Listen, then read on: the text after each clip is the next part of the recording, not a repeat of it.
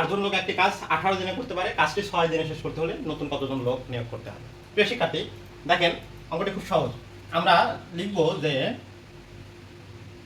18 দিনে জন্য লোক লাগে, 18 দিনের জন্য লোক লাগে হচ্ছে 8 জন। তাহলে একদিনে যদি ওই কাজ শেষ করতে হয় তাহলে লোক কত লাগবে? বেশি লাগবে, 8 × 18 জন। আর 6 দিনে শেষ করতে হলে লোক সংখ্যা অবশ্যই আগের তুলনায় কম লাগবে। তাহলে 8 × 18 ভাগ হচ্ছে 6, তাহলে 3 × 6 = 18 = 24 জন। প্রিয় শিক্ষার্থী, আগে ছিল 8 জন, পরে লোক লাগলো হচ্ছে 24 জন। তাহলে লোক সংখ্যা নতুন কতজন লাগলো? সুতরাং নতুন লোক লাগে 24 বিয়োগ 8 = 16 জন। প্রিয় শিক্ষার্থী, এই অঙ্কটি পিএইচডি মেথডে অনেক কম সময়ে করা যায়। দেখেন, যদি পিএইচডি মেথডে এটা সমাধান করতে চাই তাহলে আমরা লিখতে পারবো, দেখেন পিএইচডি মেথড।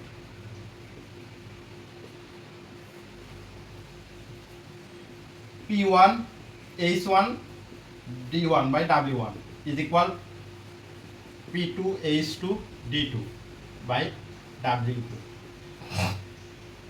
প্রিয় শিক্ষার্থী, খেয়াল করেন, দেখেন দাঁড় চিহ্নের সামনেগুলো সব P1 এর মান, এগুলো সব P1 এর মান। তাহলে আমরা যদি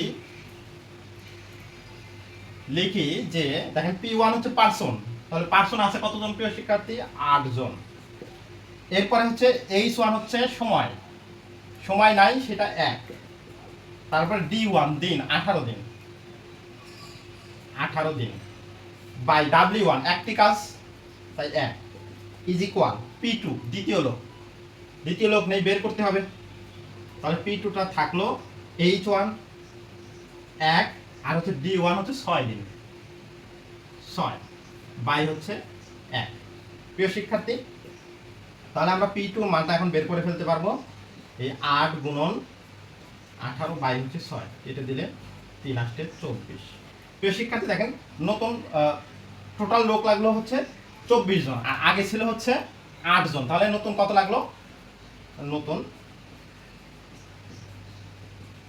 লোক = 24 বিয়োগ 8 = 16 জন। প্রিয় শিক্ষার্থী, আজকে এ পর্যন্তই। পরবর্তীতে আরো কোনো অঙ্ক নিয়ে উপস্থিত